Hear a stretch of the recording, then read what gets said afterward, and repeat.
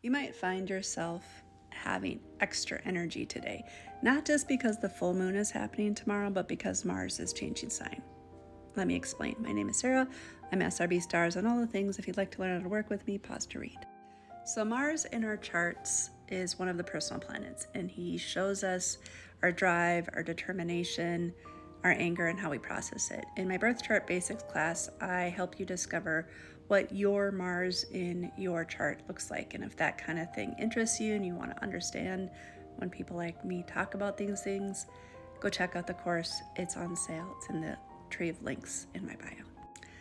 We are coming from Mars in Taurus, which is very grounded, likes things a certain way, can get to things and stick through things, and can be extra stubborn, to Mars in Gemini, where there's a curiosity and buoyancy and desire to want to do all the things.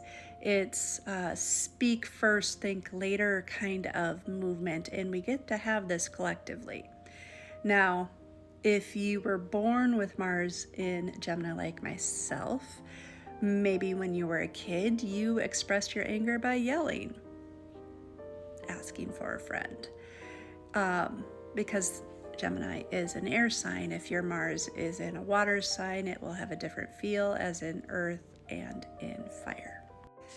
There's a certain amount of restlessness and just wanting to discover things while Mars is in Gemini. You might find yourself starting projects that don't get finished, so stick to it a little bit if you can. With this Capricorn full moon happening tomorrow, I think it's interesting that this sign change is happening with that. It lends a little bit of extra curiosity and maybe will help you tap into whatever it is that you need to let go of in the early dredges of the morning when the full moon's at its peak. With the full moon energy happening today and Mars changing signs this afternoon, I do recommend that you're careful when you're out and about. When Mars energy is high, accidents can happen.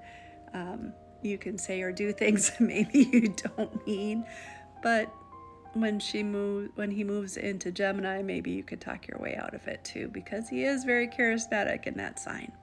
In my Patreon, I do share what themes you might experience with Mars moving through Gemini. So if that kind of stuff interests you, check out the tree of links as well. What house or houses does Gemini fall for you? And if you're not sure, the freebie in my bio teaches you how to make a birth chart too. Let me know if this helps.